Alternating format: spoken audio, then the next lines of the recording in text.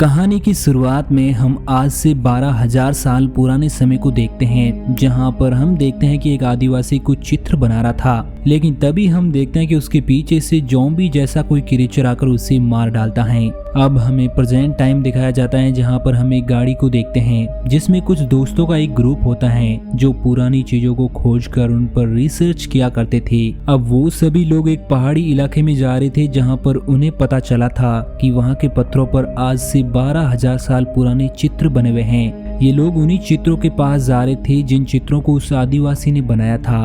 अब वो लोग गाड़ी लेकर उस जगह तक पहुंच जाते हैं, लेकिन अब उन्हें आगे का रास्ता पैदल तय करना था और वो रास्ता गुफा से होकर जा रहा था। अब सभी लोग गुफा के अंदर चले जाते हैं और वो गुफा के अंदर का नजारा देखकर बहुत हैरान थे।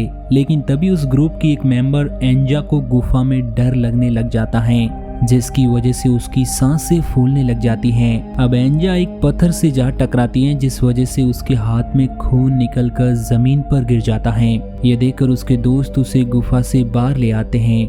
गुफा से बाहर आते ही एंजा को राहत की सांस मिलती है। तब डैश कहता है कि हम लोग गुफा के अंदर से ही जाएंगे और एंजा गाड़ी लेकर घूमती हुई आ जाएगी। अब सभी लोगों को यही ठीक लगता है, जिसके बाद हम गुफा के अंदर उस जगह को देखते हैं जहां पर एंजा का ब्लड गिरा था। उस जगह पर जमीन हिलने लग जाती है, यानी वहां पर कुछ तो गड़बड़ जरूर थी और अब उन लोगों के साथ बहुत बुरा होने वाला है। अब वो सभी लोग पहाड़ी रास्ता तय करके उन चित्रों तक पहुंच जाते हैं जो पत्थरों पर बने हुए थे। उन रहस्यमयी चित्रों को देखकर वो लोग काफी हैरान थे और साथ ही वो बहुत खुश भी थे, क्योंकि उन्हें लगता है कि उन्होंने एक नई खोज कर ली है।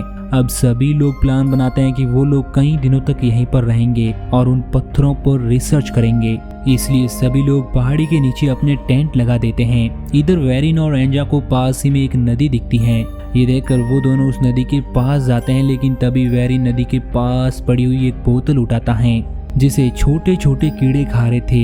ये देखकर वेरिन एकदम से डर जाता है और उस बोतल को दूर फेंक देता है और एंजा को कहता है कि मुझे यहाँ पर कुछ भी ठीक नहीं लग रहा। अब सभी लोग उन पत्थरों के पास जाते हैं और उनकी जांच करना शुरू कर देते हैं, लेकिन अब वेरिन और एंजा बहुत थक गए थे, इसलिए वो दोनों लोग आराम करने के लिए वापस आ जाते हैं। पीछे डैश और क्रिस वहीं पर रुक जाते हैं और उन चित्रों की फोटो लेने लगते हैं। लेकिन तभी अचानक क्रिस के हाथ पर कोई क्रीचर काटकर भाग जाता है, जिसके बाद शाम के समय सभी लोग वापस टेंट के पास इकट्ठा हो जाते हैं। इधर हम मेल को देखते हैं जो नहाने के लिए नदी में जाती हैं। जब मेल नहाकर नदी से वापस निकलती है तो बाहर खड़ा उसका दोस्त सैंड देखता है कि मेल की पूरी बॉडी पर पानी के अंदर रहने वाले कीड़े चिपके हुए थे। अब सैंड ये देखकर डर जाता है और मेल को भी काफी दर्द हो रहा था, इसलिए वो बाकी लोगों को आवाज देकर बुलाता है, जिसके बाद सभी लोग मिलकर उसकी बॉडी से उन कीड़ों को उतारकर दूर फेंक देते हैं और मेल आराम करने के लिए वापस टेंट के अंदर आ जाती है।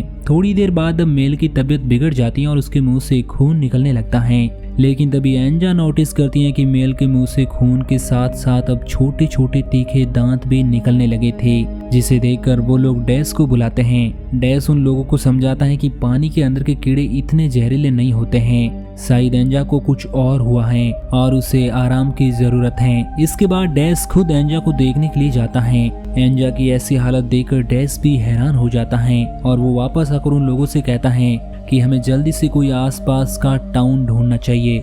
जिसके बाद डैश सैंड को कहता है कि तुम एंजा को पास ही के हॉस्पिटल में ले जाओ, तुम सुबह तक वहां पहुंच जाओगे क्योंकि तुम्हें रास्ता मालूम है, और मैं यहीं रुकूंगा और इन पत्थरों पर रिसर्च करूंगा। अब वो लोग मेल को उठाकर गाड़ी के अंदर बैठाते हैं और वो देखते हैं कि गाड़ी के टायर्स को उन छोटे छोटे कीड़ों ने खा लिया था। जिसके बाद अब डैश मेल को उठाकर वापस टेंट के अंदर लाता है। अब रात बीत जाती है और सुबह होती है, जहां सभी लोग अपना अपना सामान वापस बांध रहे थे। लेकिन तभी क्रिश नोटिस करती है कि मेल दूर अकेले ही खड़ी है और उसकी हरकतें भी अजीब सी थी।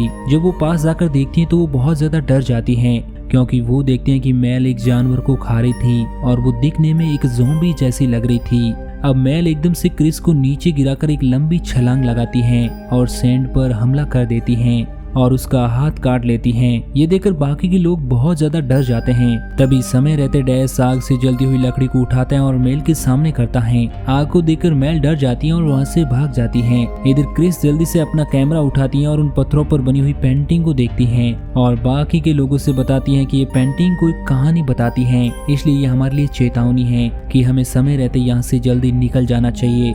दूसरी तरफ हमें जंगल में मेल को दिखाया जाता है जो जानवरों को मारकर उन्हें ले जाकर गुफा में फेंक रही थी। गुफा में जाते ही उन जानवरों की बॉडी अचानक से गायब हो जाती थी, यानी वहाँ कोई तो ऐसी चीज थी जो उन जानवरों को खा रही थी। इधर डैश और बाकी के लोग किसी भी हालत में मेल को पकड़ना चाहते थे क्योंकि वो बहुत ही ज्यादा खतरनाक हो चुकी थी, इसलिए सभी लोग मिलकर एक प्लान बनाते हैं। जिसके बाद वो लोग पत्तों के नीचे एक जाल को बिछा देते हैं। जिसके बाद सैंड डैश से कहता है कि तुम जाल के पास ही रहोगे और मैं पेड़ के ऊपर रहूंगा, और जैसे ही मेल तुम्हारे पास आएगी हम जाल में उसे फंसा लेंगे। और बाकी के लोगों का काम मेल को ढूंढकर उस जाल तक लाना था। अब सभी लोगों के पास आग होती है ताकि वो अपने आप को मेल से बचा सके। अब सभी लोग अपने काम पर लग जाते हैं। इधर हम एंजा को देखते हैं जिसके पास अब मेल आ जाती है और वो उस पर अटैक करती हैं, लेकिन एंजा के पास आग थी इसलिए मेल डर रही थी।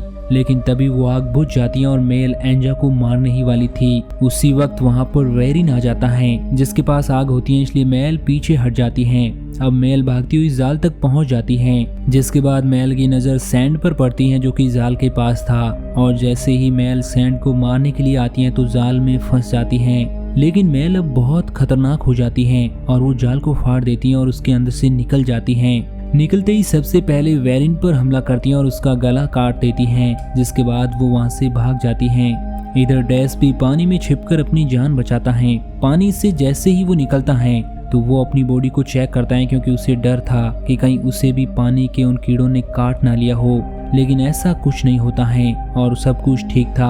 अब सभी लोग मेल को वहां से भगाकर अपनी जान बचाते हैं और इधर एंजा वेरिन का ब्लड रोकने की कोशिश करती हैं। अब रात हो जाती है और हम सभी लोगों को देखते हैं जो बहुत ही डरे हुए थे और आग के पास बैठकर बचने की कोशिश कर रहे थे। तभी थोड़े समय बाद वहां पर मेल आ जाती है और वो वेरिन की बॉडी को खींच कर ले जाती हैं और उसकी बॉडी को गुफा में फेंक देती हैं। इधर पीछे हमें डैश को दिखाया जाता है जिसकी तबीयत अब बिगड़ रही थी। मतलब साफ था कि जब वो पानी के अंदर गया था तो उन कीड़ों ने उसे भी काट लिया था और अब वो भी मेल जैसा बन रहा था। ये देखकर सभी लोग डर चुके थे क्योंकि अब उनकी मुश्किलें और बढ़ने वाली थी। तब सैंड कहता है कि हमें इसे मारना होगा, अगर हमने ऐसा नहीं किया तो यह भी मेल की तरह बन जाएगा और हम सबको मार डालेगा, इसलिए हमें इसे समय रहते खत्म करना होगा। अब यहाँ पर सभी लोग सोचने लग जाते हैं कि डैश को कौन मारेगा क्योंकि कोई भी उसे मारना नहीं चाहता था। तब वो लोग एक गेम खेलने का प्लान बनाते हैं और कहते हैं कि इसमें से जो भी हारेगा उसे डैश को मारना होगा। और अब इस गेम में एंजो हार जाती हैं, जिसके बाद वो चाकू लेकर डैश को मारने की कोशिश करती हैं, लेकिन वो ऐसा नहीं कर पाती, इसलिए वो पास में पड़ा एक बड़ा सा पत्थर उठाती हैं और डैश के सर पर मार देती हैं। अब सभी लोग अपनी जान बचाने के लिए उस जंगल में आगे बढ़ते हैं, लेकिन सैंड के सामने मेल आ जाती है, जिस कारण सैंड अचानक घबरा जाता है और वो भाग भी नहीं पाता और मेल उसे काट लेती हैं। अब मेल एंजा के पीछे पड़ चुकी थी और एंजा भागती हुई उस गुफा में चली जाती हैं। तब हम देखते हैं कि मेल उस गुफा में नहीं जा रही थी, जिसका मतलब साफ था कि वो गुफा के अंदर जाने से डर रही थी। इधर क्रिस अपनी गाड़ी के पास पहुंच जाती है और गाड़ी में हथियार ढूंढने की कोशिश करती हैं। तभी वहां पर डैश आ जाता है जो कि अब मेल की तरह बन चुका था और वो अब क्रिस पर हमला करता है। वो क्रिस को मारने ही वाला था कि वहां पर मेल आ जाती है और वो डैश को दूर फेंक देती हैं ताकि वो क्रिस को मारकर खा सके। अब मेल क्रिस को वहां से ले जाती हैं। इधर पीछे हम सैंड और एंजा को देखते हैं जो अब दोनों साथ हो चुके थे और उनके पास अब क्रिस का हथियार था जो उन्हें कार से मिला था। तभी वो दोनों देखते हैं कि डैश और मेल वेरिन की बॉडी जो कि अभी बची हुई थी उसे खा रहे थे। ये देखकर सैंड अपना आपा खो बैठता है और वो डैश से जा भिड़ता है और इधर एंजा भी किसी तरह मेल से अपनी जान बचा रही थी। इधर सैंड और डैश लड़ते लड़ते दोनों एक दूसरे को मार डालते हैं और उधर एंजा अपनी जान बचाने के लिए वापस गुफा के अंदर चली जाती हैं, लेकिन मेल गुफा के अंदर नहीं आती है। गुफा के अंदर एंजा क्रिस को देखती है जिसका पेट फूला हुआ था, जिसे देखकर एंजा बहुत डर जाती हैं और उसे समझ आ जाता है कि इस गुफा के अंदर उन दोनों के अलावा कोई और भी है। अब वहाँ पर एक अजीब सा क्रीचर जमीन से निकलता है और वो एंजो के हाथों पैरों को पकड़ लेता है। इधर क्रिस का पेट भी बहुत फूल रहा था जिसे वो सहन नहीं कर पाती हैं और वो अपने पेट को चीर डालती हैं। जिसके अंदर से एक अजीब सा जीव निकलता है जिसको वो तुरंत मार डालती हैं। अब वो एंजो को बचाने की कोशिश करती है, तभी वो बड़ा सा क्रीचर उसे पकड़कर मार डालता है, जिसके बाद वो क्रीचर एंजो की बॉडी पर अजीब तरह की हरकतें करने लग जाता है और एक समय बाद वो रुक जाता है। ये मौका देखकर एंजो पास में पड़ा चाकू उठाती है और उस पर अटैक कर देती है और जैसे तैसे अपनी जान बचाकर उस गुफा से बाहर निकल जाती हैं। अब वो क्रीचर गुफा से बाहर नहीं आता है, लेकिन मेल बाहर खड़ी एंजो का ही इंतजार कर रही थी और वो उस पर हमला कर देती हैं। और अब इस लड़ाई के दौरान एंजो मेल का सर एक पत्थर से कुचल देती है और मेल खत्म हो जाती है और एंजो राहत की सांस लेती है। वो ग्रुप जो उन पत्थरों पर रिसर्च करने आया था, उनमें से अकेली वो ही जिंदा बची थी और सिर्फ एक सर्वाइवर के साथ ये मूवी यहीं पर एंड हो जाती है। तो दोस्तों, आपको ये कहानी कैसी लगी नीचे कमेंट करके ज़रूर बताना और इसी तरह की कहानियों के लिए हमारे चैनल को सब्सक्राइब ज़रूर करना। बाकी मैं मिलूंगा आपसे किसी नए दिन नई कहानी के साथ।